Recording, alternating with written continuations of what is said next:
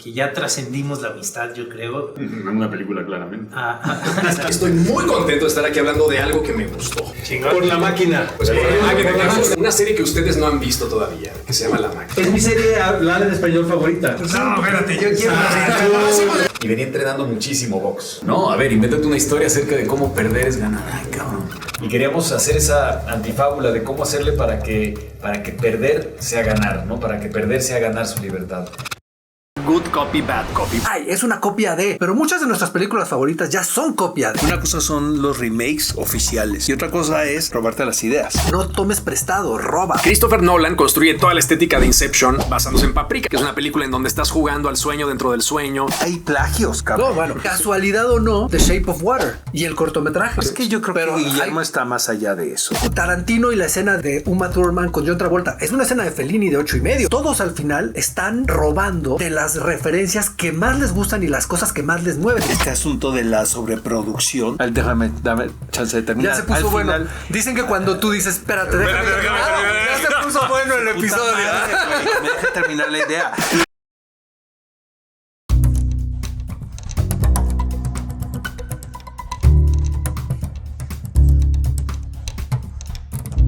Bienvenidos amigos a un nuevo episodio de Blancos Perfectos. Vamos a arrancar el día... A ver, hay muchas cosas que vamos a hacer el día de hoy que son nuevas. De entrada, no solemos hacerlo, pero tenemos una entrevista al final de este programa con dos tipos que son fundamentales dentro del panorama, no solo del show business mexicano, sino dentro de las celebridades mexicanas más queridas, adoradas y deseadas, que son Gael y Diego. Y la cinematografía internacional. Y la cinematografía internacional. Sí, ahí sí es global. Exactamente. Bueno, vamos a hablar con Gael y Diego al final del programa. Es una entrevista muy linda que tuvimos ahí, oportunidad de tener en La Clandestina, sobre la serie de La Máquina, que La Máquina es una serie que supuestamente ya salió. Ya salió. Y ya están todos los episodios, de hecho. Bueno, la vimos, ya salió, ¿no? Entonces está en Disney Plus. Exacto. Ya salió. Pueden verla. Es una serie bastante interesante. La vamos a discutir al ratito.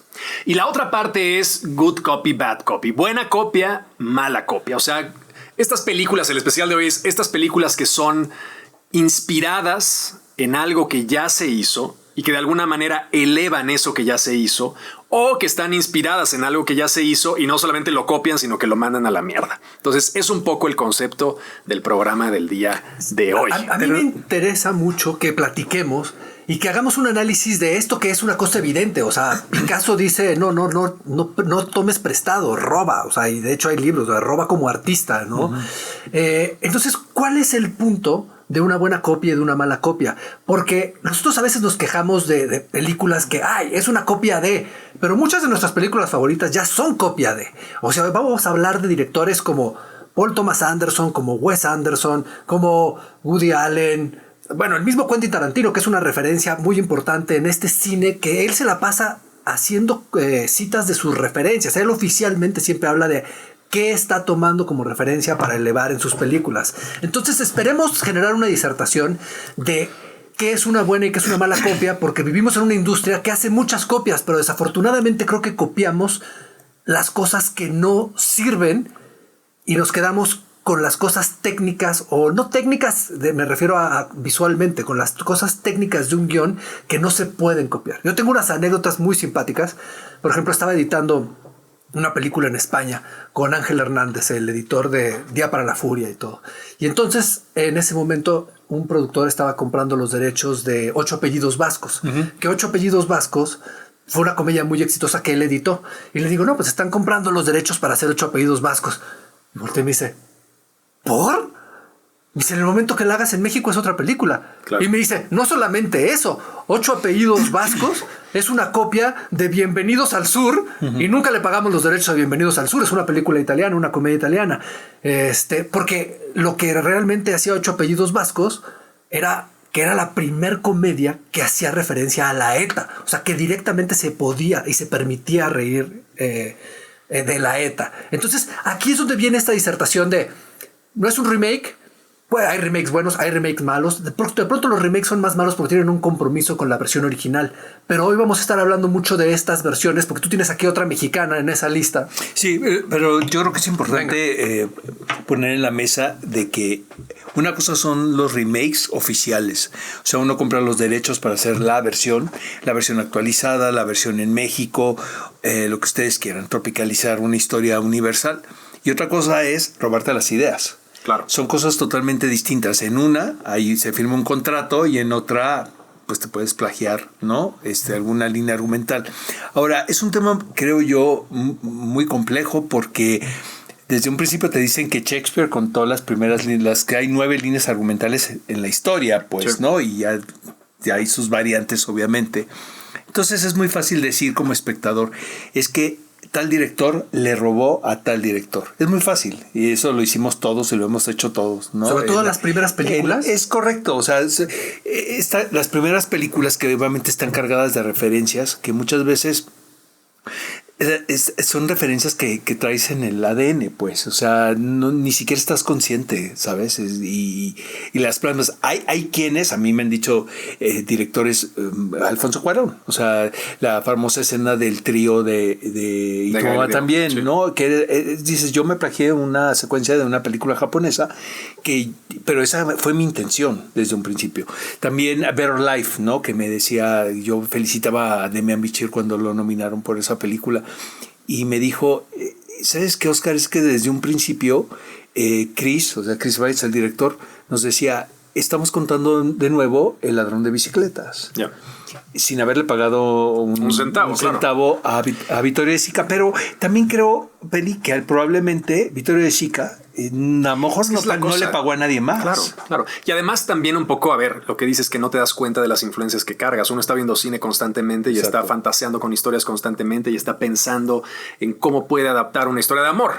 O sea, no hay nada nuevo bajo el sol desde siempre. Los seres humanos seguimos siendo los mismos animales de hace millones, bueno, no millones, pero hace 100,000 años. O sea, entonces, de alguna manera, ese Homo sapiens que está preocupado por las mismas cosas de siempre, por el amor, por el odio, por la violencia, por el sexo, por lo que tú quieras, ese mismo Homo sapiens ha ido evolucionando tecnológicamente, pero sus preocupaciones son las mismas. Entonces, la forma de adaptar esas preocupaciones es la misma desde hace un montón de tiempo y tienes que maquillarlo de alguna forma distinta, yo evidentemente, y no puedes decir, oye, a ver, hay excepciones.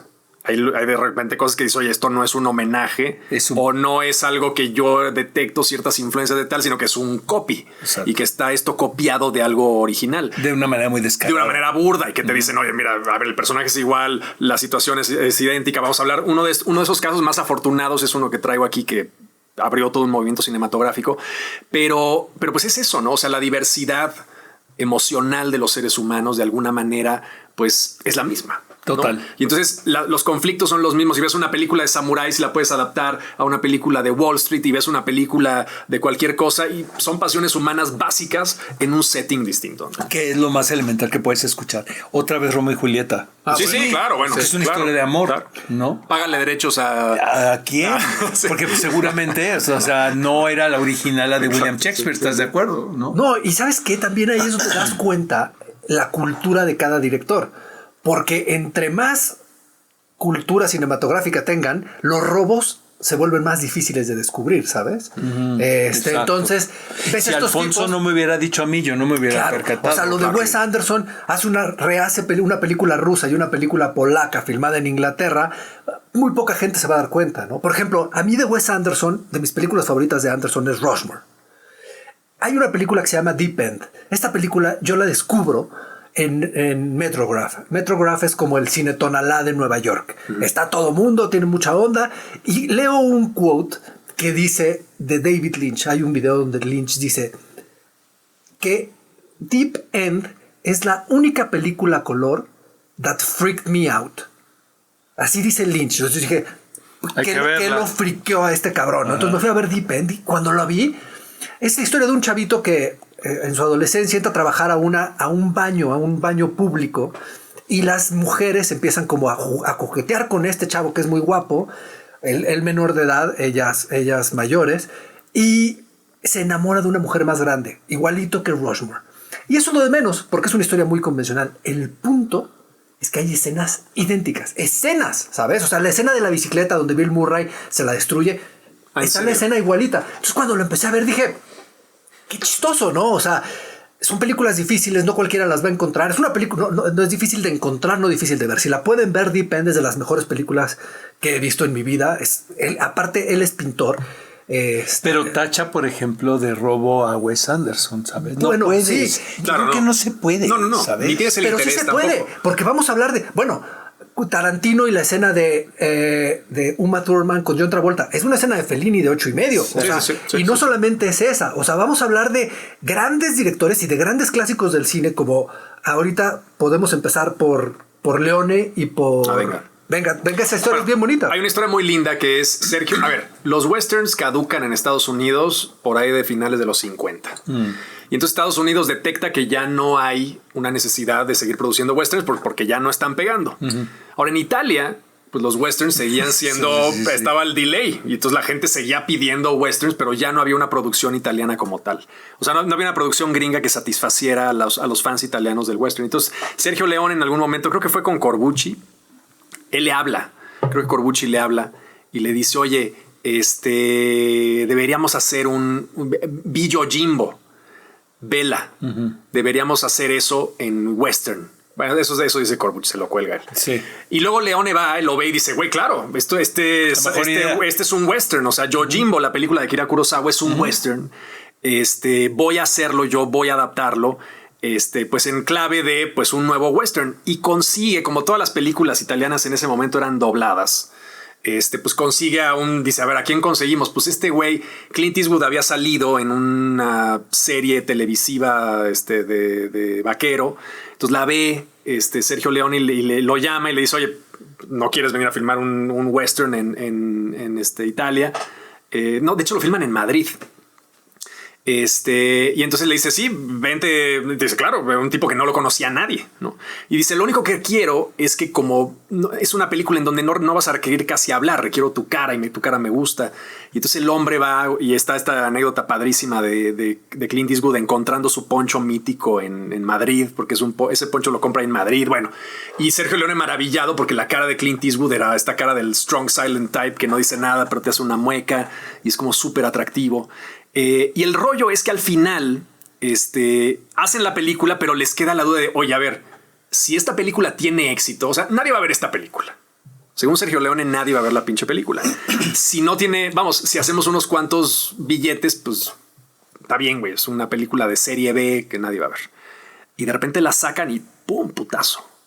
Entonces dicen, en Italia funcionó muy bien, pero si la sacamos en Estados Unidos, se va a dar cuenta Akira Kurosawa de que sacamos una película que es idéntica a Yojimbo. Y dicen, bueno, ¿qué hacemos? ¿La sacamos? ¿No la sacamos? Estás en la duda si lo hago, no lo hago, tal. Y les gana la avaricia y entonces dicen, bueno, ya, chinga su madre, la sacamos. Y creo que un año después o un año y medio después o dos la sacaron en Estados Unidos. Y obviamente, pues la gente de Akira Kurosawa pues, era el japonés que había roto la cortina del sushi. Ya lo habían premiado en Estados Unidos y tal. Y entonces pues, se da cuenta y dice, güey, ¿qué pedo con esto? Y al final hubo una demanda muy mítica que se arregló fuera de... pero pues se habrán llevado la mitad de la taquilla o alguna cosa así. 15% de la taquilla más $1 millón por la demanda. Enfrente. Que en aquel entonces debe haber sido una pues una lana, imagínate $1 millón, pero le fue bien. Sí. Y abrió la posibilidad de que Leone siguiera haciendo pues, la trilogía. Exacto. Vuelvo a lo mismo. O sea, es que depende quién lo hace. Claro. Entonces ahí es una cuestión como de sensibilidad. De repente estamos viendo, digo, a todos nos ha pasado y dices, caray, qué mal gusto, ¿sabes? Como para el plagio, ¿no? Para robarte algo. Qué mal gusto para robar. De verdad. ¿Para qué te robas algo para chingarlo? Pues es que, pero pues sí, ojalá hubiera ese sentido común, ¿verdad? Cinematográficamente hablando, pero no lo hay. Entonces de repente es muy común que estamos viendo una película y decimos, hijo, qué mal plagio hiciste, ¿sabes? Sí. Es muy cabrón también. Debe ser muy difícil superar la original, o sea, el referente original. Sí. Pues no, pero por ejemplo, hablemos de Paul Thomas Anderson, ¿no? Un hombre que toda la vida es una de las personas más cultas en el mundo del cine contemporáneo y uno de los mejores directores vivos. Él siempre ha dicho que para él su cine y él como director lo único que ha hecho es lo que hizo Robert Altman. sus dos primeras películas. Yo estoy bien de acuerdo con eso. No, bueno, si tú ves Short Cut Sí, Robert Altman es mi papá. Y ves Magnolia, la diferencia entre las dos es que en Magnolia llueven ranas y en la otra hay un terremoto. Pero si tú ves también, y eso es una cuestión no solamente del alma de la película, sino de la estructura de la película y un poco su narrativa visual.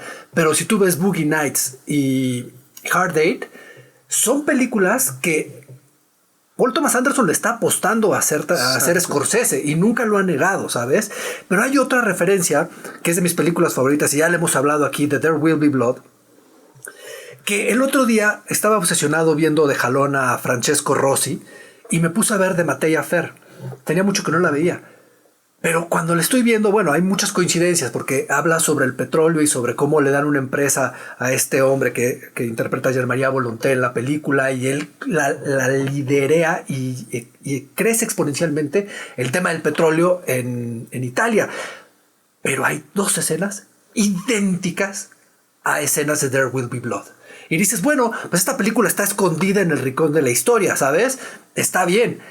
Pero ahí es donde te das cuenta que todos al final están robando de las referencias que más les gustan y las cosas que más les mueven. El chiste es robarte el alma y puedes hacer homenajes, creo que se vale. Yo creo que lo que no te puedes robar o tratar de imitar tal vez creo que tratar de imitar es el conflicto. Tratar de imitar es el conflicto. Cuando no tienes puedes robar alma, el concepto, pero claro. Puedes robarte. Cuando tratas de imitar es cuando es un problema. Cuando robas el alma y la estructura o hasta escenas y las llevas a otro lado, pues evidentemente Christopher Walken en una entrevista... Independientemente cómo te vaya. Claro. ¿Estás de acuerdo? Sí, No, Christopher Walken en una entrevista en Interview dice que pues él es muy mal actor. Si yo soy muy mal actor y para mí mi onda era imitar. Entonces yo desde chico cuando hacía mis personajes yo lo que hacía era imitar. Decía, entonces voy a imitar a Brando, pero soy muy mal imitador. Entonces nadie se daba cuenta que estaba imitando a Brando y mi personaje quedaba así, de esta forma. Y esa era mi forma. Es que es muy fácil decirlo, pero obviamente estás hablando de un tipo con talento. No, bueno, claro. sí, siempre. Almodóvar tiene una manera muy parecida de dirigir. O sea, creo que ya ha ido evolucionando, pero al principio... le decía a las actrices cómo decir los parlamentos. No, tú no me lo digas. O sea, te lo recitaba él. Le tienes que decir así. Y él, a su vez, estaba imitando a Bette Davis y estaba a Romy Schneider. Ya. O sea, en masculino y ahora interprétalo. Ahí radica la grandeza de Marisa Paredes y de Victoria Abril. Sí, porque sí sabían interpretar su dirección. Sí. Pero era lo tienes que decir así. Y a su vez... Pedro Almodóvar estaba recreando una escena de Bette Davis. Él lo dice, siempre lo ha dicho, o de Romy Schneider o de Gloria Swanson. Yo tengo el clásico ejemplo romántico del asunto de que todos nos hicimos bien pendejos y nadie dijimos qué robo. Fue León de Luc Besson. Que es de los 90, super 90 era la peli, ¿no? Exactamente, con una pequeña Natalie Portman y una película que obviamente no se puede hacer hoy en día. Una película que fue un trancazo, o sea, impresionante con un estilo muy europeo de hacer una película de acción, que a su vez era un homenaje, yo así lo veo, a Gloria de John Cassavetes. Es idéntica, nada más que hizo el cambio de género. Sí. O sea, la protagonista en la de Cassavetes, obviamente Gina Rowlands, que era fantástico, que era una película muy atípica en la filmografía de Cassavetes, porque tengo entendido que era una película, de hecho, de estudio, pedida por estudio, de que era una película... ¿Fue de encargo? ¿Quieren una película de acción? Yo se los voy a hacer, dijo Cassavetes. Hizo Gloria. Estás hablando de nivelazos brutales, ¿no? O sea, de entrada, Gina Rowlands con este personaje maravilloso, porque todo lo hacía complejo. Entonces, Jean Reno también lo hizo muy bien. Sí, es un buen tipo. Es un buen tipo. Muy bien. Están de acuerdo conmigo. Entonces, fue cuando yo dije, esto ya lo vi. ¿No? Sí. Que aparte a mi Gloria me encanta. Me encanta la película. Y sobre todo el ambiente, todo este New York. Eso sí era un asunto inclusivo, porque no estábamos acostumbrados a ver las comunidades latinas retratadas de esa manera, donde los protagonistas, había protagonistas latinos en Gloria. Sí. no de secundarios ni El protagonista. la mamá, el niño. Sí. Sí, de puertorriqueños eran. Maravilloso el niño actor, como lo fue Natalie Portman en su momento, Sí, ¿no? sí, sí, Qué virtuosismo de haberla contratado. Gloria es de mis películas consentidas de la vida. Creo que me gusta más que Leo, aunque me gusta mucho Claro, Leo, pero las dos son distintas, pero a la vez es lo Es la mismo. misma Hay película. secuencias que son, por ejemplo, las secuencias de los departamentos de los que eran vecinos, acuérdate, los asesinos a sueldo. Sí. Tanto Jean Reno como Gloria eran vecinos de las víctimas. Sí. Hay plagios, cabrón. No, bueno. ¿Y quién dijo algo ahí? No, Nadie. es que no dices nada, porque hay cosas que son tan obvias. Nadie dijimos nada. Y una güey. vez que No, y cambias- funciona. Si Sí. funciona la película, No. no dices nada. Si no funciona, es que ahí está el telltale. O sea, si no funciona la película, dices, güey, qué mala copia de esta madre. Es como Pero si te jala. David Fincher hace The Killer. Sí. Y The Killer es el samurái. Sí.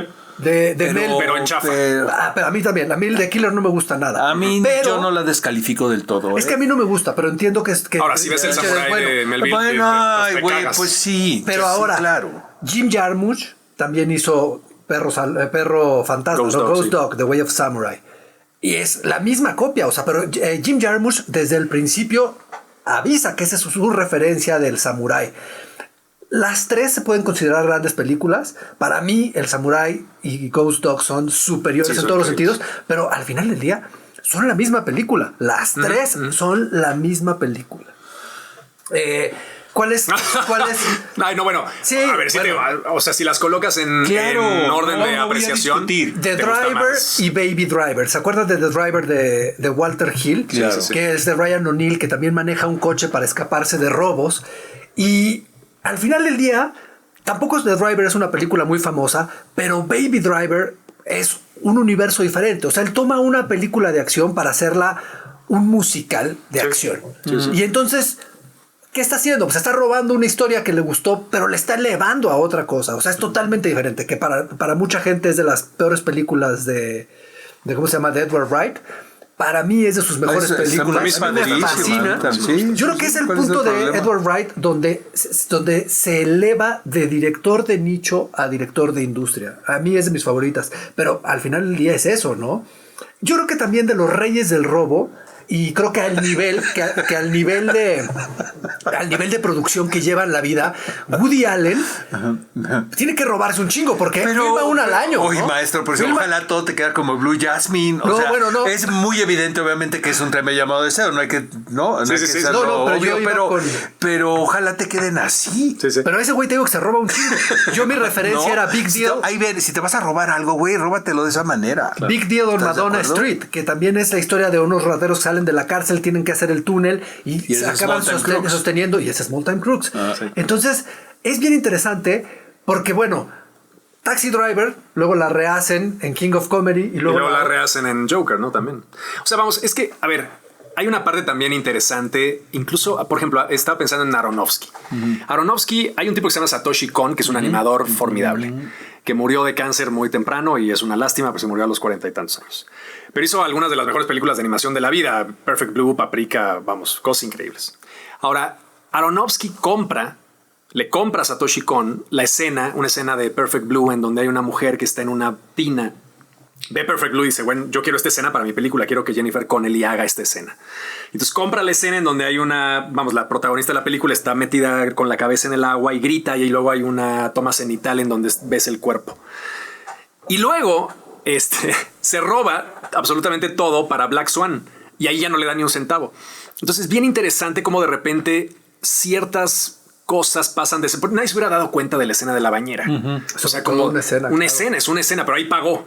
Y luego se plagió todo Perfect Blue para hacer Black Swan. Y pues nadie dijo nada, pero era como de, güey, ok.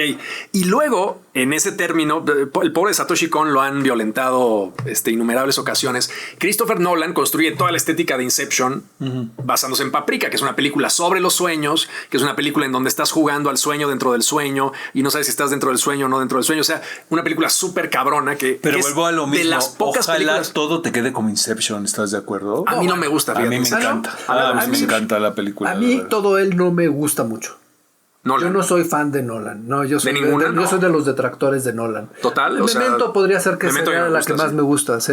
Pero regresemos a Mi Allen. favorita es Inception. Stardust Memories de Allen. De Nolan es Inception. Stardust Memories es 8.5 de Fellini.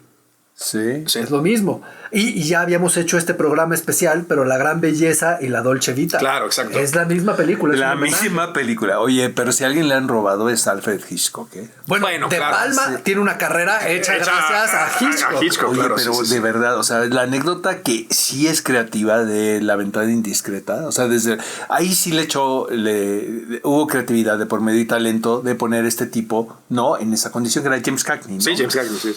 Y luego Grace Kelly en su Con mejor su momento. amor, el ¿te amor de su acuerdas? vida, Exacto, obsesión. y todo hecho en foro y preciosa la película, pero el crear la tensión dramática a partir de que él está en una situación limitada, ¿no? Claro. Y cómo después esa misma anécdota hemos visto, bueno, hasta el bestseller de La mujer en la ventana, ¿no? Sí, claro, O sea, sí, exactamente, sí, que sí, todo sí. es lo mismo. Sí. Bueno, y Disturbia, por ejemplo, esta película que hicieron, es un plagio total. No sé si pagaron derechos, No, de La no, Ventana de La Ventana Indiscreta, no pagaron. pero debieron haber pagado Sí, derechos sí. de La Ventana Indiscreta, porque es lo mismo. Sí, sí, sí. Nada más que Shia LaBeouf. Sí. ¿Cómo funciona? O sea, Exacto. porque a ver, legalmente te la eso. juegas. O sea, en el caso de Leone queda claro que se la jugó y perdió. No. Pero depende un poco de de Leone. O sea, depende un poco de la intencionalidad del que recibe. O sea, que la ves y dices, güey, esto es mi película, pero no voy a demandar.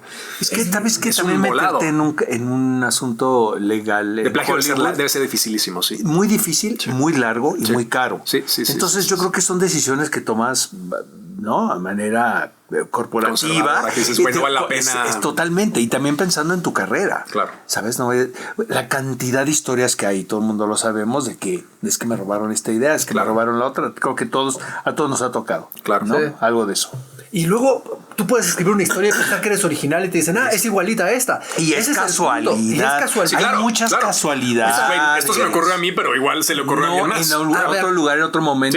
Sí. Casualidad o no, otro tema de estos bastante delicados en México, pero The Shape of Water y el cortometraje. Ah, claro, el ¿no? corto, Vaya, sí. o sea, no sé si lo vio o no, Sí, Pero es que yo creo pero que Guillermo hay- está más allá de eso. pero hay cosas más delicadas ahí. Si hubiera Claro. sido otro director, Sí, probablemente. sí. No, y está perfecto, es a lo que voy. El punto es que estas cosas Hay coincidencias. Sucede, pasan claro. constantemente. Exacto. ¿Saben qué otro caso me parece bastante divertido de aquí?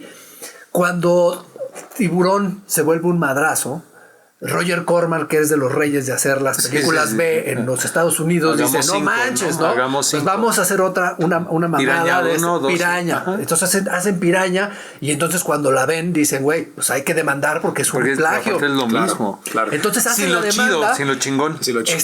Están peleando y Spielberg la ve y en lugar de decir sigamos la demanda dice no, pues ¿qué estamos armando la de pedo? Paren esta demanda y contrata a Joe Dante Claro. para que dirija Gremlins.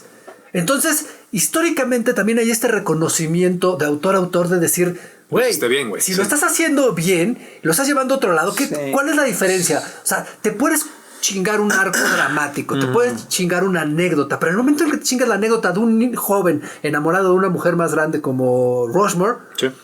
¿cuántos jóvenes no hay enamorados de una mujer más grande? ¿Cuántas historias no se hay vuelve similares a esa? tan Claro, genérico claro. que es imposible.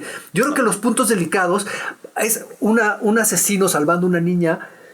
¿Cuántas escenas debes de tener igual para poderte decir es un plagio? Exacto. Es que no hay un Y- parámetro tampoco. Exacto. Bueno, o sea, sí es un juicio Pero yo recuerdo que en su momento ni siquiera no lo mencionan. seríamos incapaces, por ejemplo, de Luc Besson en su momento, en los 90, era uno de los representantes de la nueva ola del cine francés, Sí, ya sí, sabes, sí. como que era cuando se estaban rompiendo las fronteras creativas, ¿sabes? Sí, sí. Cuando Sony contrataba, por ejemplo, directores franceses, etc.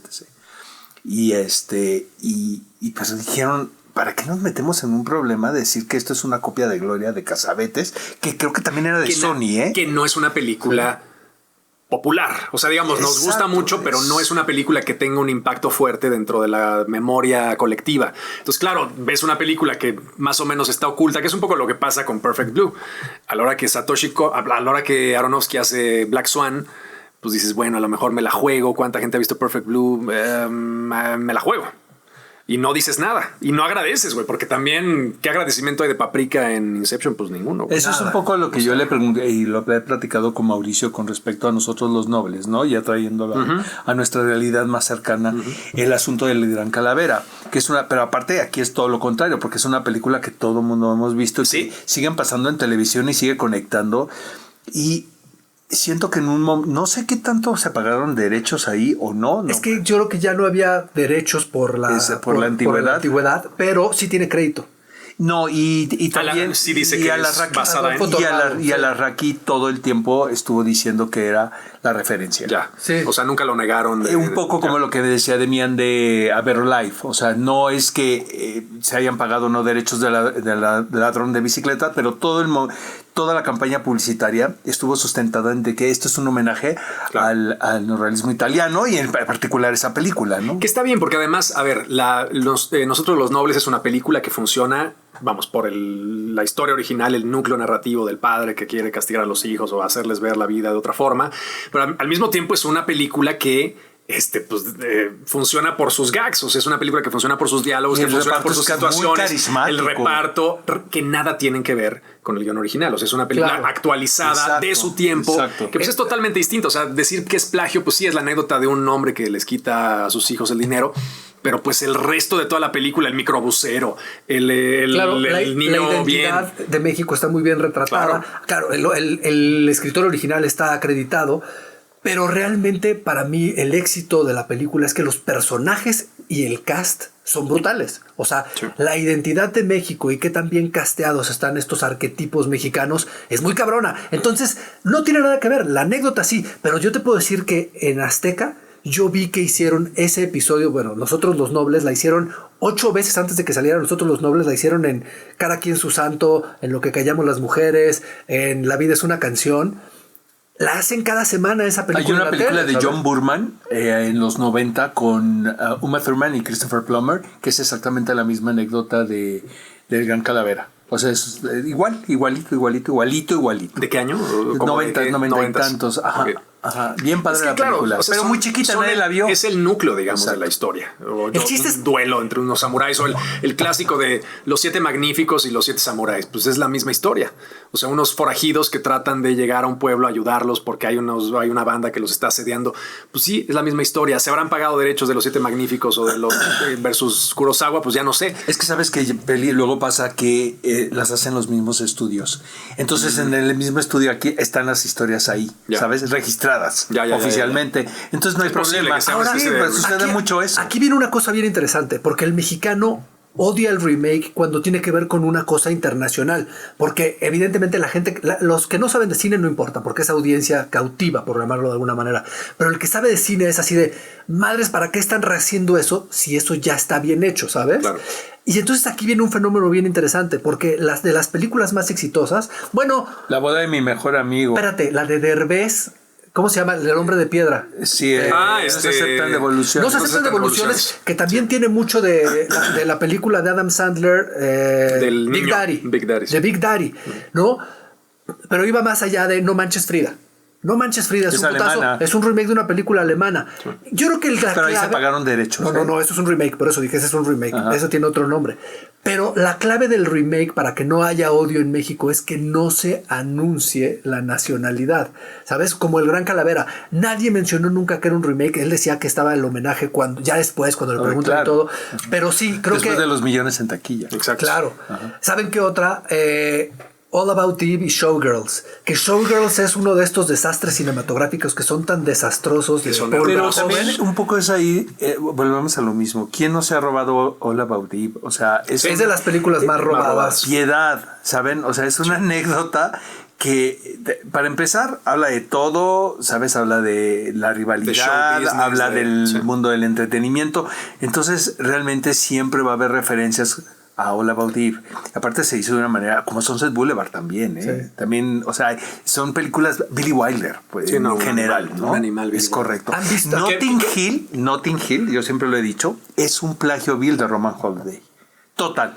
Bueno, No sé si se pagaron derechos, nada más que no estás hablando de una superestrella de cine, sino estás hablando de una princesa de un, ¿no? De un lugar ficticio, pero y tiene más onda Roman Holiday que Notting Hill. No sé, porque al final, espérate, dame chance de terminar. Ya se puso al bueno. final, Dicen que cuando tú dices, espérate, déjame terminar, ya se puso bueno el episodio.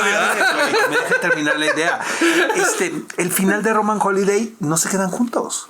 Es padrísimo. Sí, es un final mucho más real. Eso es, no, y estás hablando de una película de los 50. Sí. ¿Sabes? O sea, realmente se estaban corriendo riesgos ahí, maestro. Pero ahí redefine totalmente ese final de Horse and Hound en medio de la presentación de Julia Roberts. Es un final épico. Es épico. Es épico. Es el final después de. O sea, vamos, ese final se ha copiado de. Vamos todos al aeropuerto en el coche. Nosotros los nobles tienen Güey, ese final. mames. Van todos ese en el final coche marcó juntos. El final definitivo de las rom. Y luego Long Shot es un remake no oficial de Notting Hill. La de Charlize Theron. Sí, la de Charlize Theron. ¿Y saben cuál? Espérate, hay un documental para todos los que son obsesivos del cine que se llama You Don't Know Me. ¿Lo han visto? No. Que es un documental sobre Showgirls. Apela a por qué no es un desastre Showgirls. Nunca Sí, en es mi muy vida- mala, maestro. No, sí. Tampoco No, estemos elevando cosas que No, a son mí no una me gusta. porquería. A mí no me gusta y yo no hice ese Yo documental. la amo, güey. Pero si tú ves ese documental, si eres una persona que te gusta analizar cine, en mi vida había visto un análisis exhaustivo de una película, pero cuadro a cuadro. Es un Pero ¿no documental. crees que sí no era la mirada de Paul Verhoeven? O sea, ¿tú crees que sí era es un análisis de la propuesta auténtica de Verhoeven? Ay, sí, claro. O sea, ¿Por qué crees que se la quitó? yo Es sí una creo- intensidad. A ver, Verhoeven cuando hace, por No, ejemplo, Starship obviamente. Troopers, es la misma historia. O sea, No te estoy son diciendo películas que parecen al malas. tipo se le salió de las manos ni mucho No, menos. no. Pero sí siento que luego también tratamos de elevar cosas que de los acuerdo. directores dicen, es que yo te lo digo porque nos ha pasado mucho que llegan directores que te dicen, es que luego el público es muy extraño porque llegan y es que tal escena tú hiciste y dices, pues no, tal escena la hice rápido porque se me iba la luz, entonces puse la cámara de este modo y luego ya uno se clava y le da la interpretación, que es lo maravilloso. Güey, Verhoeven fue a recoger una su cosa es la Razzie, güey. realización. O sea, Verhoeven fue a recoger el Razzie. O sea, ¿qué clase de cabrón va a recoger el premio a Halle la Berry. peor película del año Halle Berry por también Showgirls? lo O fue a sea, ver. Halle Berry lo fue a recoger Sandra como Bullock actriz. también lo fue a recoger. Pero el güey va y está feliz y sabe lo que ha hecho. Y yo creo que, a ver, no sé cómo le fue en términos de taquilla, pero fue un madrazo. ¿A cuál? A Showgirls yo creo que le fue muy bien. No, yo creo que no, güey. A ver. Pero con el paso del tiempo se ha convertido Se en ha una convertido en una película película de es una ultraculto. película de Ya nada más culto, con la las verdad. veces que la pasaron en Golden Choice, güey. Exacto. Ya Sí, pagó, sí. pagó totalmente la. A ver cuánto. A ver, la película recuperó 20 millones en domestic, worldwide, 20 millones, ¿no? 20 millones y costó. ¿Cuánto costó? Ah, no, pues perdió. Bueno, Y el entonces fue un costo sí fracaso. es de 45 millones. Es chingona, vean Showgirls. Pero sí, es una cosa muy kitsch y muy desastrosa. Pero el mismo Mad Max, si pueden ver hay un documental de Mad Max en línea donde hacen esta comparación como de Paprika con Stone y con The Ultimate Warrior. Cómo Ok. se roba hasta hay un personaje que se llama Mad Max, de ahí sale el nombre, el perro, todo es idéntico. Y me parece bien interesante. En México tenemos otros casos. De los no autorizados o los de no mencionados, está Ruido, que es Missing. que es Missing, sí. Y tiene lo mismo. O sea, al final del día, no solamente la trama es la misma, la historia se desarrolla igual, pero también tiene escenas que son la misma escena. ¿Está bien? ¿Está mal? Pues nada más es que... No. Ay, bueno, pues hablamos de los nobles, hablamos de todo. Vamos a evitar... Planes, Trains and Automobiles, Due Date, Rear Window, Disturbia. O sea, es que esa es muy cínica, la de la ventana indiscreta. Sí, es una mamada. esa es muy, realmente muy sí. cínica. Pero al final del día es eso. O sea, yo creo que Te voy a decir algo. la reflexión es... de este lado. Hace poco estaba escuchando un podcast de Rupert Everett que acaba de sacar un libro de todas las ideas que le ha tratado de vender a Hollywood y no le han comprado. Se llama The No Americans. Tan fantástico el tipo porque tiene un gran sentido del humor.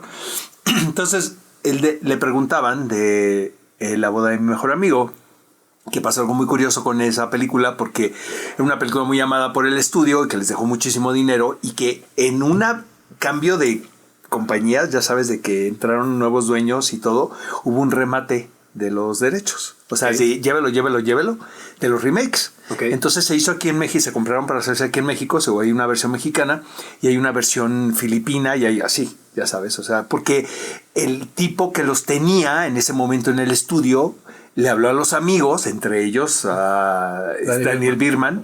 Daniel Birman tiene una relación muy cercana con Sony porque les ha dado muchos éxitos. Ellos distribuyeron El crimen del padre Amaro. Okay. Entonces, para hacerles un cuento corto, que decía Rupert Everett, es que lo que pasa con esa película, aunque y ningún país funcionó. Ningún país funcionó. Sí. Entonces, lo que decía Rupert Everett es esto. Dice, esto jamás... es irrepetible lo que pasamos ahí. Yo, de hecho, no iba a estar en la película. O sea, era otro actor. A mí me hablaron, o sea, a último momento. Dice, PJ Hugan estaba en un momento también muy particular y se juntó un grupo de gente muy divertida, muy creativa y en su mejor momento, como era el momento de Julia Roberts y de Cameron Díaz. Dice, eso es irrepetible. Sí, claro. Cuando cachas un rayo en una botella. Total, exactamente. Pero ese es bien interesante porque esa película habla desde el corazón de un problema en un país, en un momento bien interesante. Y es eso, o sea, la historia no tiene que ver con Sony, tiene que ver con todos, porque, o sea, en ese momento lo que pasa es que Sony está abriendo producción en México, es un momento que históricamente a mí me toca igual. Y cuando un estudio tiene propiedades, todos tienen propiedades, tienen propiedades, ellos saben que las tienen que rehacer cada tantos años porque las generaciones se van alejando de la idea principal. Claro. Entonces aquí viene el problema y la reflexión interesante de esto. Es rehacerlas, que creo que es una decisión que tomamos todos en México. Fue, por ejemplo, fue Ripstein. Gabriel dice, ¿qué madres le voy a hacer yo a la boda de mi mejor amigo? La voy a dejar igual. O sea, no es que la vaya a traducir, la voy a adaptar a México, pero ¿qué le hago a este guión? No le puedo hacer nada. Claro, vas a mover. Pero entonces, en ese momento es donde perdimos todos los mexicanos que anduvimos en ese momento ahí. Sony se da cuenta que evidentemente no puedes estar repitiendo porque, por ejemplo, 50 First Date la hicimos en México, se hizo en Turquía, se hizo en Japón. Pero no funcionó. Sí, no funcionó, pero es a lo que voy. Eso se dieron cuenta en Estados Unidos que hay estas cosas regionales que generan un odio y más cuando la gente las conoce. Entonces ahí fue cuando empezaron a hacer la de Ana Serradilla y Mauricio Ockman, que es como otra película alemana. Entonces empiezas a hacer estos remakes que la gente no sabe que son remakes y dejas de decir que son remakes y la gente entra con paz y las puedes copiar. Porque el gran problema ahí es cuando que se vuelven copias. Son copias casi calca, todas, porque nadie se quiere meter en un estudio con las propiedades de una forma de reinventarlas, porque es así de, pues, ¿para qué? No es que no haya libertad, porque puedo decir que la libertad está, de que tú le cambies lo que se te dé tu gana, pero todo mundo en este país las agarra con miedo y dice, güey. Pero es que tienen razón, ¿estás de acuerdo, Mauricio? O sea, no, totalmente. Finalmente, o sea, voy a superar lo que hizo PJ Hugan, güey. Está cabrón. No, claro. Está cabrón. Pero entonces, esa es la parte interesante, que esa es la parte acertada de los nobles.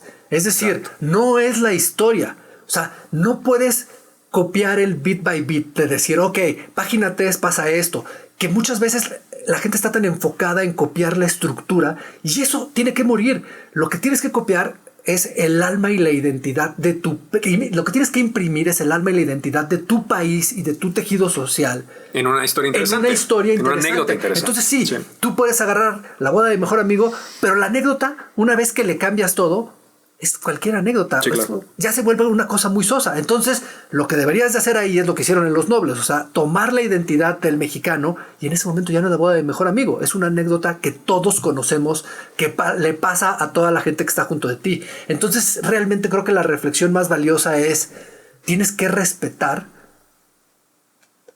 socialmente tu país, tienes que respetar los arquetipos nacionales.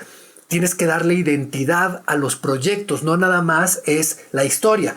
Otro de los casos que hablamos mucho esta semana, otra de las grandes amigas de este podcast, me decía es que no entiendo bien por qué funciona tanto con la gente, esta comedia romántica, Nobody Wants This, la de Brody, ¿no?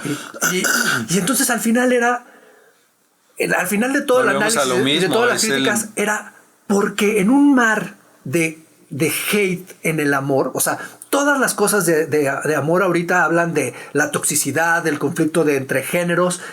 Esta madre es tan honesta para decir, aquí hay un rabino y una podcastera que están dispuestos a abandonar sus realidades para coincidir en una compartida. Y entonces, a lo mejor no se trata de copiar, porque realmente lo que estamos viendo es cómo podemos saturar una industria de copias.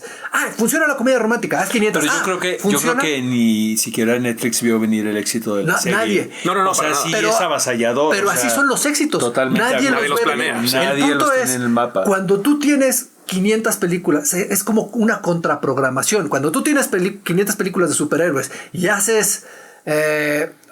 la de los Daniels, ¿cómo se llama? Everything Everywhere All at Once. Sí. Es todo lo opuesto. Entonces, de pronto esa cosa sucede y funcionan bien.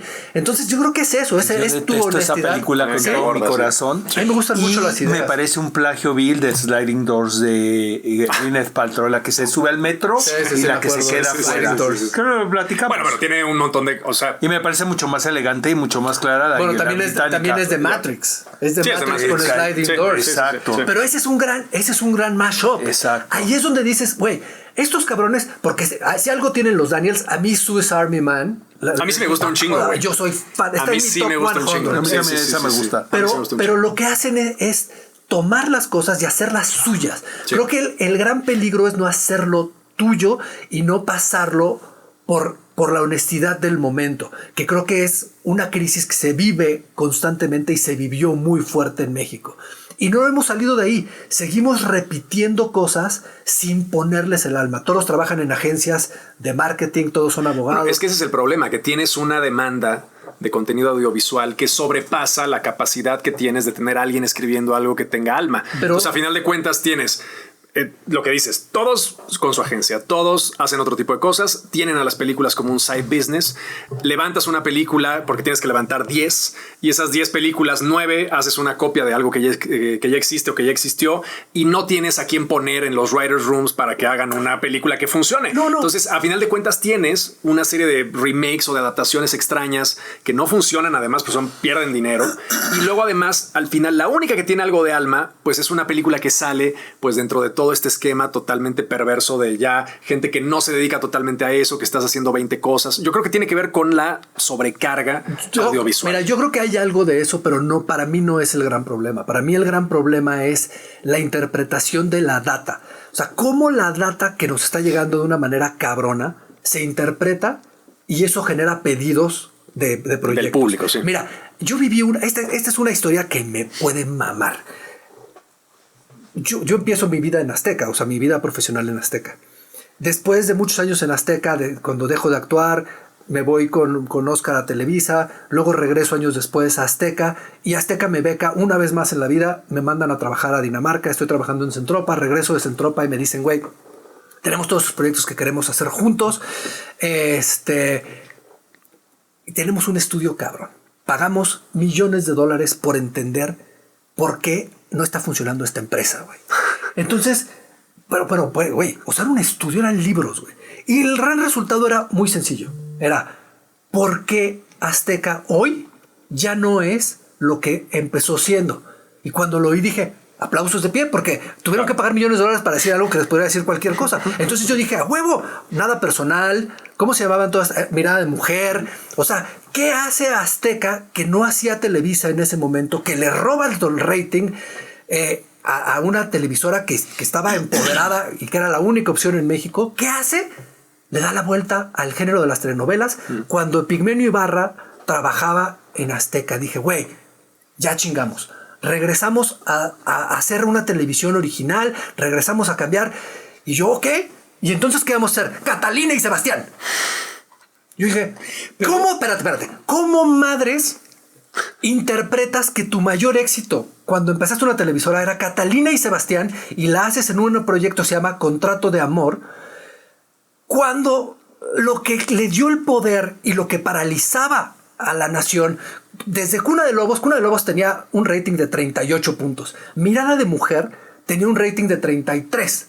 O sea, estamos hablando de que la gente paraba el país para verlo. Sí, sí, sí. ¿Cómo acabas haciendo Catalina y Sebastián? Eso es interpretación de datos, ¿no? Y ahorita la interpretación de la data, que es mucho más específica, dice, no, es que la gente no se engancha con personajes de la ciudad. Pero entonces vamos a ir a Zacatecas. Si tú me traes una película de Zacatecas, la hago en Zacatecas. Y entonces vamos a Zacatecas y trabajan en una agencia de marketing. ¿Para qué te vas a Zacatecas, cabrón? ¿No? Si van a ser la misma madre, no importa si es la Roma, si es Zacatecas, eso es interpretación de data. Y el problema es quién coños interpreta la data, güey. Ahora sí, dime. No, es que si estamos viviendo en este asunto de la sobreproducción, donde aparentemente hay esta necesidad creativa, ¿no? De estar proponiendo cosas nuevas, y pasa todo lo contrario. O sea, siento que vamos a lo elemental y a los plagios una y otra vez. Finalmente esta serie de Netflix es, tú me lo decías, es la película de When Harry Met Sally. Sí, claro. Notting claro. Hill, las dos. Sí, exacto. Sí. ¿No? Es muy elemental. Yo vi la serie esta y me pareció que estaba realizada nada espectacular. Pero muy bien la dinámica, muy bien Había dirigida. química entre ellos. Esa química estaba padrísima. Es correcto. Pero entonces eso me parece interesante, me parece Oigan, que... vamos a hablar de la máquina. No, vámonos a la máquina, claro. bueno, Pero sí, bueno, a ver, No, di. ¿vas? No, bueno, La Máquina es una serie que va a salir en Disney Plus. Ya está Ya en salió, Disney ya Plus. Y es, a ver, llegamos sin saber, porque bueno, esto ya lo discutimos con Gael y Diego en el proceso de la entrevista. Pero cuando nos vimos antes de la entrevista, pues cada quien dijo si le había gustado o no. Y me dio mucho gusto ver que pues un poco los tres coincidíamos. Y es algo un poco, es milagroso, porque al final de cuentas encontrar una serie mexicana que jale, no, es neta. O sea, una serie mexicana que jale, que tenga buen ritmo. Ajá. Además me gusta que sea tan limitada, son 6 episodios. A mí las series largas, o sea, me gusta que sean series más limitadas.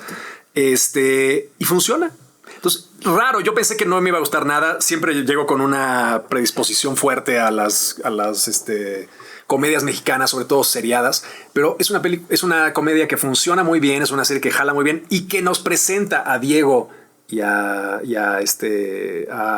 Gael, joder, nos los presenta desde un punto de vista bien interesante, porque recuperan de alguna manera esa química que todos conocemos y la vemos filtrada a través de una nueva historia que no deja de tener esa misma pinche química. Haznos el pitch del elevador para que entiendan de qué trata. Bueno, se supone que es un boxeador ya venido a menos, que es Gael, y un promotor, pues que sigue estando medianamente en su prime, que es Diego, y que además tiene unos fillers ahí. O sea, facialmente Diego se modifica increíble.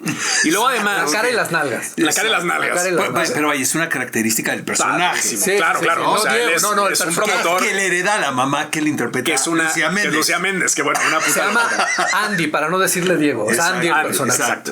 Entonces, este personaje tiene una serie de negocios turbios porque de alguna manera arregló las peleas que hicieron que este boxeador No, fuera sobre todo la última. un personaje ¿no? importante. Ese es como Entonces lo están amenazando una serie de mafiosos porque pues le están pidiendo que el boxeador pierda.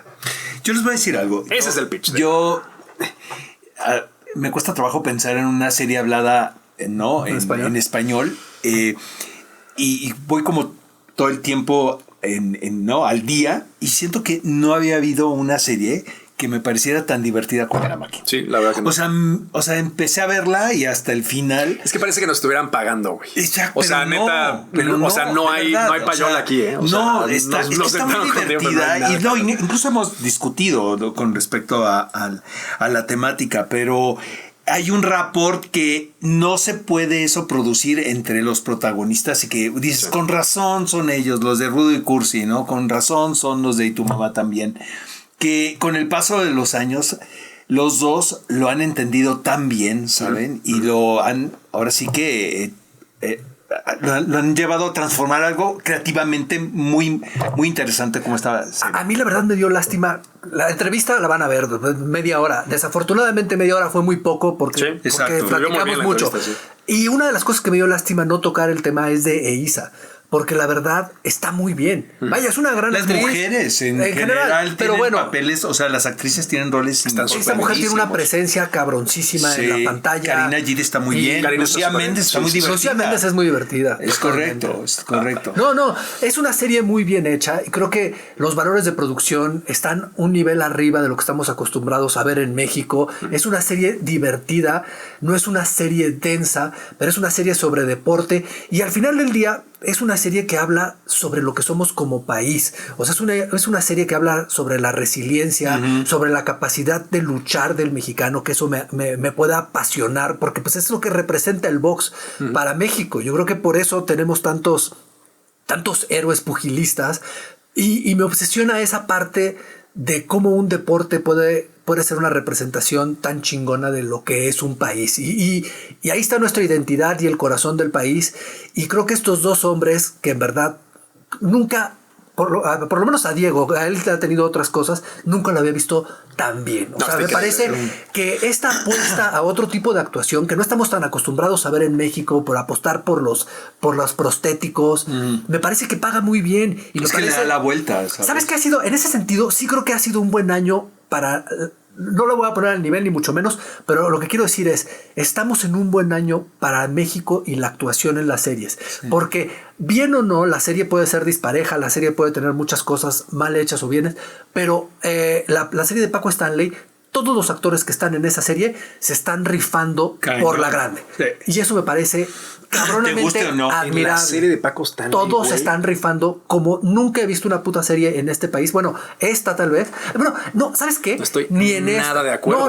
No, tú puedes decir que no te gusta. No, pero la interpretación. Tú no me puedes decir que no hay una creación de personaje, ni hay una lucha. No sé, güey. No, Mayito me parece de los mejores. Surya me parece Luis la Gerardo. mejor. Surya me parece cabrón. Pero hasta Belinda la ves trabajando. Y no sé por qué dije hasta, no es por chingármela, pero todos están trabajando, ¿sabes? Bueno, pero vamos a ver la entrevista, amigos. Vamos a ver la entrevista. Venga, vamos. Y espérense. No, ¿cómo que? Vamos a ver la entrevista, pero hay dos cosas que nos parece importante, que es conectar con nuestra audiencia. Sí, a ver, venga. Se nos había ido esto, pero miren, hay una cuenta en Instagram que se llama El Arma de Chekhov. Este es un cineclub en Perú, en Arequipa, Perú, y nos escribieron buscando nuestro apoyo, nos escuchan desde el tercer episodio, dicen que nos empezaron a escuchar, son estudiantes de licenciatura en lingüística en la Universidad Nacional de San Agustín. Entonces, un fuerte abrazo. Ellos están allá, están buscando gente, están buscando aliados, quieren trabajar de alguna manera con las ideas que estamos trabajando, van a pasar cosas nuestras dentro de su cineclub. Búsquenlos, síganlos, El Arma de Chekhov. Chekhov está escrito, pero es ad.chekhov. Chekhov es C-H-E-J-O-B. Exacto. Ok. Y luego tenemos otra seguidora que también se dedica a la crítica, que se llama Alina. Y Alina nos manda su TikTok porque quería que viéramos su trabajo como el análisis cinematográfico y que opináramos de qué nos parecía. Le dije que me parecía muy interesante porque está hablando de películas que le importan. Es un poco la meta de Blancos Perfectos, ¿no? La vi hablando de Fassbender, de mucha gente bastante interesante. Entonces, chéquenla en su TikTok, es aa.aaxs. Se llama Alina. Tiene un trabajo bastante interesante y estamos haciendo esto para unirnos y colaborar con nuestros followers. Sinergia. Y entonces vámonos a ver esta entrevista que en verdad disfrutamos muchísimo. Y pues cuéntenos qué les parece también. Mándenos sus notas, díganos qué les parece. Y acuérdense de seguirnos. Sale muy sabrosa. Píquenle al botón de seguir y bueno, evidentemente vean la entrevista y déjenos en sus comentarios cuáles son sus good copy, bad copy. Y si están de acuerdo con nosotros. Si están de acuerdo con nosotros. Venga, vamos a verla. Hasta luego. Bueno, bienvenidos. Estamos aquí en La Clandestina con dos invitadazos muy especiales. Gael García, Diego Luna. Estoy gritando porque me da la impresión de que no tengo micrófono, pero estoy tratando de que me escuchen. Bueno, el rollo es, vamos a discutir el día de hoy una serie que ustedes no han visto todavía, que se llama La Máquina. Y es una serie, a ver, yo personalmente, que siempre estoy muy acongojado con las series de habla hispana, las series mexicanas, porque siempre es como una especie de coito interruptus, se los contaba ahorita al principio, porque es difícil encontrar un estándar de calidad, una historia que funcione, aspectos técnicos y actuaciones, y en este caso, y no es porque esté yo aquí, porque si algo me conocen ustedes, soy demasiado sincero, estoy muy contento de estar aquí hablando de algo que me gustó. Y estoy muy contento. No he visto el último capítulo. El último capítulo no, Hanna. Pero los 5 que yo vi están impresionantes. A ver, nos traen además una cata de mezcales que tenemos que... Esta entrevista va a acabar... ¿Alguien bien. sabe qué vamos a beber o así ver. nomás? Este es... a ver. una paloma. Bienvenidos, Por favor, bienvenidos. Ahorita lo que van a tomar va a ser un número 6, es un mezcal de Lima, trae lima, pasas y almendras. Viene de Oaxaca en una tercera destilación, viene agregado con esas. Espero les guste. Chingón. Por la máquina. Pues por la máquina, qué gusto, la verdad. Qué gusto. Salud. Salud. Qué bonita presentación. No, bueno, es que Espectacular, da gusto presentar es algo que... espectacular. Vas al revés. ¿Cómo que voy al revés? Empezaste con bueno. ese, sí. Sabe lima. Qué rica la lima. Pero a ver, para empezar, me gustaría que nos contaran... Ay, cabrón. Me gustaría que nos contaran de dónde surge el proyecto, que medianamente nos lo picharan como en una frase así tal Yo cual. digo que si nos ¿De dónde preguntes, parte? así como ahorita nos preguntes datos, así nombres. Al final es pura sensación. No nos vayas O sea, a el decir cierre de la al final, entrevista es oye, cómo güey, se siente. ¿quién fue el fotógrafo? Así de, Exacto. ¿quién vino? Pues sí, la anécdota la hemos contado bastante y es muy, de verdad, o sea, suena de tanto repetirla, suena como, cada vez se pone más bonito, porque es verdad, o sea, estábamos entre borrachos y crudos, un poco en ese bajón, es que estás a punto de la tristeza en Berlín, estábamos caminando en la noche ahí, con la nieve, ¿no? Esos sonidos así, estábamos realmente muy, muy cansados y dijimos, vamos a comer algo, vamos por un kebab. Y veníamos, bueno, yo sobre todo venía de una frustración así muy grande, de una película que no logré, que no se logró completar, y venía entrenando muchísimo box. ¿No? Estaba a tope, de hecho, estaba así como estaba entrenando profesionalmente y demás. Entonces, andaba ahí como que manifestando mi resentimiento con que no se haya podido hacer la película. Por suerte. Y Diego venía, unos años atrás, había hecho el documental de Julio César Chávez. Entonces, hablando entre tantas cosas de qué hacemos, cómo le hacemos, tal, no sé qué, me fue como, cabrón, hagamos algo del box. O sea, ahora tú y yo, aquí a kilómetros a la redonda, somos los que más sabemos de box. Y podemos inventarnos una historia a toda madre en México, en el mundo del boxeo. Y ahí surgieron varios elementos que siguen hasta ahora en la serie. Es acerca de, queremos hacer la historia de un boxeador en la cima del éxito, en ese momento que hay que decir adiós, en ese momento de despedirse, donde el boxeo es bastante trágico y cruel en ese sentido, porque solamente acepta héroes. La despedida parece ser como una especie como de el ocaso de un boxeador, como una especie como de ya está acabado, no sé qué tal, ¿no? Y ese es un momento bastante complicado. Y queríamos hacer esa antifábula de cómo hacerle para que perder sea ganar, ¿no? Para que perder sea ganar su libertad. Y ahí definimos mucho los personajes. Obviamente, pues yo iba a ser boxeador, pues yo andaba ahí todo entrenando a tope. Por eso no me puse a entrenar, ¿eh? Eso determinó los personajes. Exacto. No, pero Empieza a ser manager. nada más para sumarle una cosa, o sea, como... Y veníamos mucho del reconocimiento, de decir, estaría chingón hacer la película, otra vez regresar al deporte y demás, pero ya no ir en cómo surge, Claro, cómo se va creando esa historia, ¿no? de triunfo, de éxito, y qué pasa cuando llegas, sino al revés, como aquí renunciemos a eso y empecemos. Sí, no serlo tan al revés, lineal, ¿no? como volverlo y meternos en un problemón, ¿no? A ver, invéntate una historia acerca de cómo perder es ganar. Ay, cabrón.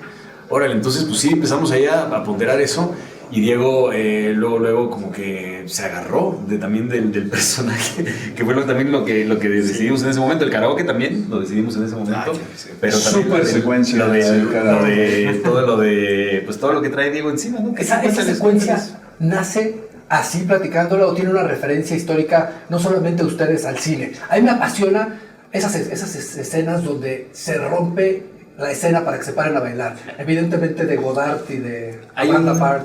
La referencia no es artística, es de familia. De la vida propia. De la vida propia, de una persona que le gusta mucho el karaoke y que de hecho le encanta que lo escuchen cantar. Pero Vamos a decir quién es.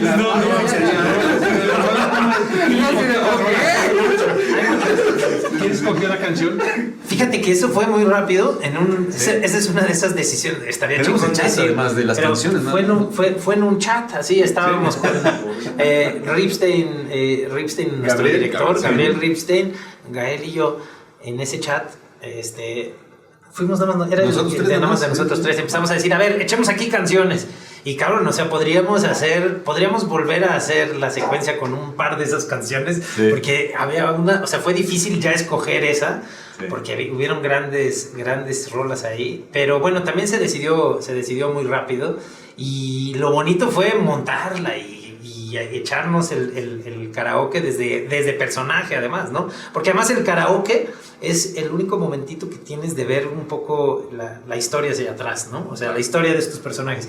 Cuando los ves que tienen montado un momento de karaoke así, ¿no? Dices, cabrón, esta es una historia de toda la vida. O sea, estos cabrones llevan de fiesta muchos años juntos, ¿no? Como la vida misma. Ajá, Como o la sea, vida. en una escenita es como dices, ¿cómo hacemos para no decir, vámonos a un flashback acuerdas de cuando tú y yo cuando éramos que éramos amigos? exacto. No, pues damos un karaoke que sale, que de repente Con ella se coreografía, suma, además, ¿no? Y está ella involucrada y demás, y ahí nos contamos la historia, dijimos, ¿cómo sería el karaoke? Pues obviamente empezaría Esteban, es el cabrón que empezaría definitivamente, pero el otro cabrón querría su momento, y de la nada aparecería esta mujer que es importante. Ahí te das cuenta que es importantísima en la vida de este hombre, ¿no? Y de esta amistad también.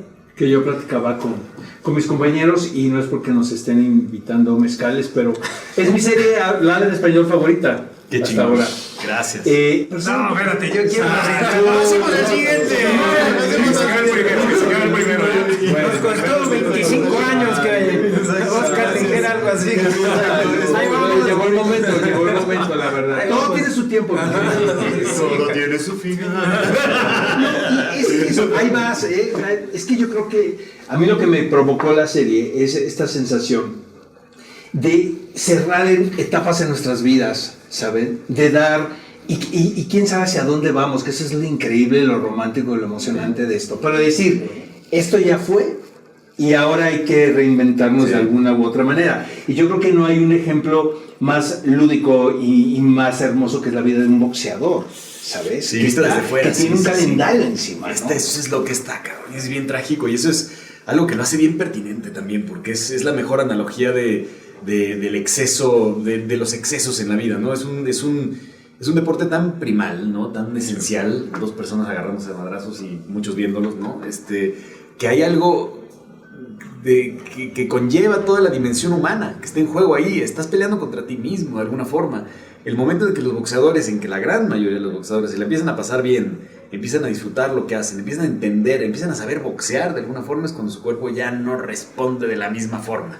Entonces, ahí es donde empieza todo un viaje raro. Y si ya si ya llegaron al éxito, la maquinaria del éxito es feroz y no los deja ir. Y los atrapa, los jala, los corroe, los exprime. Y en cambio en la vida, eso es lo chingón, en todas nuestras chambas, pues sí, la vida no se trata de perder o ganar, y también la madurez es lo más bonito que te puede pasar. Pero además es una bonita analogía con la popularidad, ¿no? O sea, en esta búsqueda que hoy andamos de popularidad, y la popularidad dura, así, lo que dura el sabor del mes, ¿no? O sea, y se va. Y eso no nos define, ¿no? Eso no le da sentido, esa no es la narrativa que quieres de tu vida, ¿no? O sea, y ahí es como donde yo digo que con los boxeadores es el mejor ejemplo. Porque no se cuenta el final, no se cuenta la ida con gloria, no se cuenta como eso, no hay el chance de decir, puta, es que lo que deja un legado, ¿no? Lo que deja una historia de alguien y lo que significa para otras generaciones y lo que significa para nosotros como público. O sea, nosotros vemos a Julio César Chávez, ¿no? Y pues lo que vemos es una etapa de nuestra vida, ¿no? O sea, y nos representa la ilusión de ver al mexicano subirse al ring, fajarse, echarse la pelea y además ganar, cabrón, ¿no? Puta, eso dejó historia, nos dejó marcados, ¿no? Y sin embargo, pues sí, nos enfocamos a la parte de las últimas peleas y cómo te va en el ring. Exacto. Y es obvio que ahí no es obvio que ahí no entras igual si tienes 40 y tantos años y tienes enfrente a uno de 20 y tantos, ¿no? No hay manera. Hay otra cosa que me parece muy importante que está en la serie y me conmueve mucho, que para mí el box también es una representación de lo que somos como sociedad y como cultura, esta resiliencia que creo que para mí es lo que tiene la serie, ¿no? Esa honestidad con lo que somos como país y la representación de un tejido social. Son muy resistentes. Me gusta mucho, Sí. O sea, me gustaría oírlos hablar de eso, de cómo viene en el origen del proyecto. Eso y la parte del progreso, o sea, como que un deportista tiene que estar estirando siempre, pero el cuerpo y la mente dan hasta cierto punto, que es otra cosa que tocan muy bien. Esa reflexión que tienen ustedes sobre la salud y el deporte y hasta dónde puedes llegar y hasta dónde llega tu cuerpo y tu mente, hasta dónde lo vas a estirar para conseguir tus metas. No, y ahí lo que dices era clave también, era como de, no solo nosotros estábamos puestos ahí, prendidos, metidos en el mundo del boxeo, sino que también, oye, si de algo vamos a hablar en México, es de algo que sepamos, oye, el boxeo aquí es parte fundamental, es el deporte quizás con más arraigo popular, ¿no? Sí. Que hay, que además tiene exponentes campeones, pero siempre un mexicano va a dar una buena pelea, ¿no? También, que eso habla mucho de quiénes somos también, porque podemos dialogar, y aquí es donde me he puesto un tanto, o sea, donde defiendo el hecho de que lo hagamos en la dimensión de México también, no solo por todos los elementos maravillosos y tan heterogéneos y tan versátiles que hay dentro de lo que estamos haciendo, pero creo que algo fundamental es que nosotros podemos hablar de la derrota de una manera muy interesante. Podemos ser contestatarios con la derrota. Podemos de alguna manera encontrarle una vuelta a eso, porque vemos más allá. O sea, en el box, por ejemplo, lo que más nos gusta es que los mexicanos den una buena pelea. Pueden perder, pero si dieron una buena pelea, viva la vida. Pero además de eso se trata, ¿no? O sea, nos encanta eso también. Hay una escuela mexicana de boxeo, hay como, o sea, hay también en ese sentido, nos representa un estilo, nos representan unas historias que van de determinada forma y hemos marcado época en distintos momentos del boxeo. Eso no pasa con ningún otro deporte, con pocas disciplinas artísticas, o sea, yo diría que el boxeo es la mejor forma de entrarle a celebrarnos de alguna forma y a cuestionarnos y a ponernos ahí en una pantalla. Y además entonces lo chingón es que llega en un momento en el que también les interesa a otros que se haga una serie así de específica, ¿no? Sí. Y porque si hace 10 años hubiéramos querido, probablemente no hubiéramos hecho una serie, hubiéramos tenido que hacer una película, hubiera sido de determinado tamaño, de determinadas condiciones, y de repente decir, oye, llegamos en un punto en el que Fox Searchlight quiso entrarle, en el que Hulu dijo, oye, yo quiero hacer una serie en español y quiero que haya una serie en español, que suceda en México, que venga, que la hagan ustedes. Y todo eso llegó a tiempo o suficientemente a destiempo para sincronizarse, y 10 años después, pues aquí estamos, ¿no? Que los actores hablen español. Ajá, claro, no hablan español, ¿verdad? Ese es un punto que me interesa mucho oírlos hablar. Más allá de que somos mexicanos y el orgullo de que estén de regreso aquí, ¿qué significa para ustedes volver a actuar juntos y en español? O sea, como la actuación para ustedes en español, ¿hay una conexión diferente, emocional? Y, o sea, sin duda. Sí, pues es donde volamos. O sea, es donde... ¿Quién sabe si pasa en inglés, de hecho, no? Yo creo que... Sí, exacto. Sería rarísimo. Porque, o sea, creo que es Caetano Veloso que cita a algún escritor portugués, no sé quién lo dijo, pero esto de que el portugués es su patria, ¿no? De alguna forma. El español es nuestra patria en el sentido como de que de ahí es donde nosotros volamos y accedemos a toda esta cosa más panóptica, más poliédrica, más llena de colores, de sustancias, de sabores. Pues yo he hecho 1000 veces muchos acentos de otros países, de otros lados. Me divierte mucho esa máscara, me encanta poder jugar con eso. Y en inglés no siento esa misma libertad, o en otro idioma no siento esa misma libertad, porque siento que estoy acotado, mis herramientas de alguna manera como que o sea, tengo 2 chances para actuar en italiano, punto. No 2 chances, porque solo hay 2 personajes que puedo hacer en italiano. O sea, en cambio en español hay... Exacto. O sea, tengo una variedad tremenda y nada más van creciendo y creciendo y creciendo, y además eso, y de ahí a lo que mencionabas de trabajar juntos, el hecho de hacerlo juntos nos atrevemos a hacer una sátira. Muy poca gente se atreve a hacer una sátira en español. O sea, les da mucho pudor. O sea, hay como una cosa como de que queremos aventarnos a un juego donde decimos, hijo, cabrón, estamos estilizándolo de una forma medio, ¿no? Como que estamos al borde de que, no sabes, pero eso unos artificios que lleguen con una formación. ¿Es una situación cultural? Que nos da miedo a la sátira. Sí, nos da miedo como que el naturalismo, la reacción naturalista en contra de las telenovelas, del melodrama, nos hizo como querer ser mucho más, negar las cosas. O sea, no es esto, no está sucediendo nada, la contemplación, tal, no sé qué, que es una reacción de alguna manera natural, pero y negamos también, pero... Sí, pero negamos la teatralidad.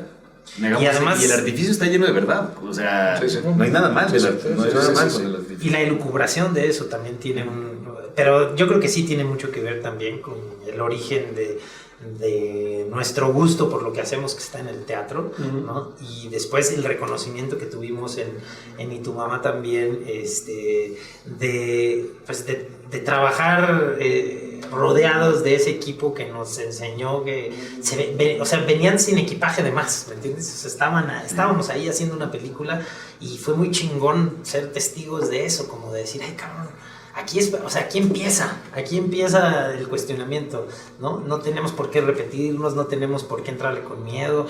Este país nos da la libertad de ir profundísimo y de contradecirnos incluso. ¿No? Aquí no pasa nada si nos contradecimos, ¿no? En las redes, ¿no? Bueno, no sé. En tema de elecciones igual.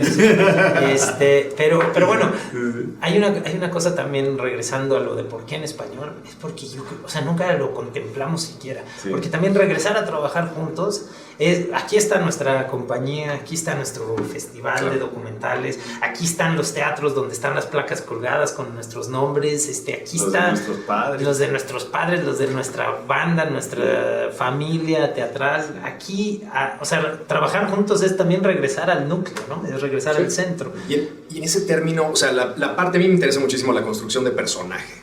Porque tienen ustedes que hacer un boxeador, tienes tú que construir al promotor, pero al mismo tiempo estás construyendo la dinámica de Gael y Diego, que es una buena parte del punch por la que la gente va a ver la serie. O sea, la serie es fantástica en sí misma. Si no fueran ustedes, funciona.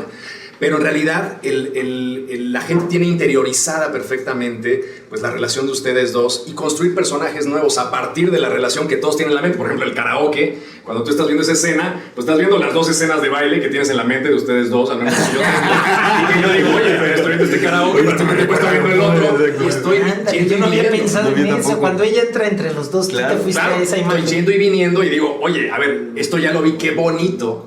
Que la serie es una cosa nueva, es una cosa que no tiene que ver con nada, pero que yo traigo, yo traigo en la mente toda la filmografía. Entonces, ¿cómo construyen esos personajes nuevos a partir de su propia relación y de dónde tiran? Porque, a ver, los personajes son radicalmente distintos, pero sí hay algo ahí de química muy particular. De todo esto, de verdad, gracias, porque hemos estado ponderando mucho acerca de esto y hemos estado, también poniéndole nombre a cosas que no le habíamos puesto palabras, ¿no? También, porque... Claro, tiene que ser las entrevistas, también es como una especie de terapia ahí. La tesis, claro, así fue, así lo pensamos, así era, exacto. Te dan el ablandador emocional. Pero creo que tiene que ver mucho con que más allá de que algo sucedió, pues sí, digamos, a ver, que somos del teatro, creemos en lo astral, ¿no? Se conjuntaron algunas cosas que hicieron que Diego y yo creciéramos juntos, pero crecimos en esta familia teatral donde nunca nuestra separación con la realidad y el escenario fue clara, ¿no? Siempre había algo como que, siempre había un lugar un altar, una especie de templo al que habitábamos o al que íbamos y sabíamos cómo comportarnos. Eso era impresionante. Sabíamos exactamente, éramos los mejores portados de alguna manera porque éramos los que apreciábamos lo que estaba sucediendo y aparte sabíamos cuándo quedarnos callados, ayudábamos en todo, ¿no? Nos metíamos a todas las cosas, decíamos, necesitan aquí en vestuario, no sé qué, esto, como que siempre estábamos ahí. Pues claro, te llevaban ahí todos los días, entonces nos divertíamos con todos los elementos y además, qué mejor que ver a tus padres trabajar en algo que es lúdico, ¿no? Que es un juego, que se le están pasando increíble. Y otra cosa que pasaba era que también los actores que veíamos nos fascinaban porque hablaban con tanta verdad sobre cosas que no tenían absolutamente idea, pero hablaban con una verdad tremenda, ¿no? Y crecimos como fascinados con esa cosa, como decíamos, wow, los actores, que no, y de meterte exacto, de que te cuentan, ¿no?, una historia y luego te cuentan la otra y con eso, certeza y veracidad, humor, y dices, puta, qué chingón. De lo que hablaran. Yo ya fui a Nueva York, ¿no? Y no he ido, pero puta, estuve ahí y vi México necesitas esto, órale, parece algo fascinante, sí, ¿no? Entonces crecimos en ese juego y cuando se dio que empezamos a actuar juntos, pues ya teníamos unas bases, ¿qué será?, espirituales, éticas, y Diego lo dice muy bien, nuestras mamás eran muy amigas, entonces, y se amaban mucho. Entonces también crecimos en un entorno muy amoroso, que eso creo que es lo que manifestó después una sensación como de, pues, de naturalidad, como de que pues, ya nos conocemos, ¿no? O sea, ya estamos, nos conocemos en el teatro de alguna que forma. podemos ¿no? contar historias de amistades, porque ya trascendimos la amistad, yo creo, y de hecho muy rápido. En una película, claramente. A la familia y sin afán de polemizar. Pero no, pero sí. De sí. poliamizar. No, porque no es. Yo lo digo porque también lo reflexioné o entendí hace poquito, que es la relación de su mamá con mi mamá y ese amor profundo. Después, pues, o sea, yo perdí a mi mamá, pero su mamá perdió una amiga y el teatro perdió a una colega, y entonces de repente como que se blindó el entorno a nuestro alrededor, ¿no? O sea, como que había una necesidad de acompañar con total cuidado nuestro crecimiento, y por eso, en nombre de eso, yo creo que se cometieron irresponsabilidades brutales, ¿no? Pero nos dejaron entrar profundo y entender desde adentro lo que ahí pasaba, ¿no? Porque no había manera de aislarnos, porque había que llevarte, ¿no? Mi papá me tenía que llevar, no tenía con quién dejarme. Y cuando me veían ahí, pues su mamá me acogía, o las amigas o los amigos, había como una sensación de que éramos parte de la historia de todos, de todas ahí adentro, ¿no? Entonces, eso de repente ahí se queda guardado, cabrón. Y esa seguridad solo la tengo cuando actúo con Gael. Porque también lo dice Gael de repente, ¿no? Que salimos de, y tu mamá también diciendo, no, ahora que trabaje yo con este güey me va a pasar algo similar, voy a encontrar esta conexión. Y no, güey, llevamos 25 años. No se puede. Tenemos grandes amigos. Pensar que se va a repetir. Sí. Y de pensar que hay otras personas que les pasa también. Y no, muchas veces les pasa también. Haces grandes relaciones en ese viaje, ¿no? Tenemos amigos profundos, pero que eso además enriquezca el proceso creativo, que nos dé esta capacidad de ir un paso adelante del otro, de además ayudarnos, protegernos, pero empujarnos a ir más lejos. En fin, por ejemplo, yo no estuve seguro de los prostéticos. ¿Qué pedo con los prostéticos? Hasta que vi su reacción. Estábamos viendo de Substance. ¿Es de Substance o la máquina? Dejamos unos prostéticos. O sea, primero me puse la máscara y salí, y era una máscara, ¿no? Y se veía en su cara que era una máscara. Y en un momento dejamos unos cuantos prostéticos al lado, usamos solo bajé. Y cuando vi su reacción, ahí fue que dije, ay, cabrón, ya está, es este. Exacto. Y me dices, eso es un diálogo y una conexión, pues que no me pasa. O sea, Ripstein también dijo que le gustaban y dijimos, perfecto, ya estamos todos de acuerdo. Pero yo me di cuenta por su reacción, porque él todavía me veía atrás de la máscara. Se lo noté. O sea, todavía estaba viéndome a los ojos y diciendo, cabrón, ahí estás, vamos a jugar. Y eso, pues no pasa. Salud, señores. Salud. Felicidades. Muchas gracias. Felicidades. Muchas felicidades. 9 de octubre. En Disney Plus. Oigan, tenemos una tradición. ¿Cuál es? ¿Cuáles son sus 3 blancos perfectos? Las 3 películas que pueden ver Una y otra. las que más les gusten. Eso está No mal. pueden ser que sean las mejores películas. Qué bonito, así, porque así sí se puede contestar. Claro. Yo pondría así una, la que se va recurrentemente, de Big Lebowski. Ajá. A mí me gusta ir recurrentemente ahí. El ladrón de bicicletas. Claro.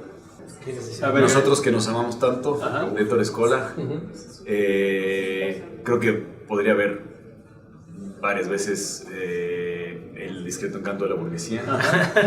Y sí, muchas veces así. Y una más moderna podría ser, bueno, no lo he hecho, y de hecho no sé si la podría ver varias veces, pero podría clavarme una eternidad viendo la de Jonathan Glazer, la última.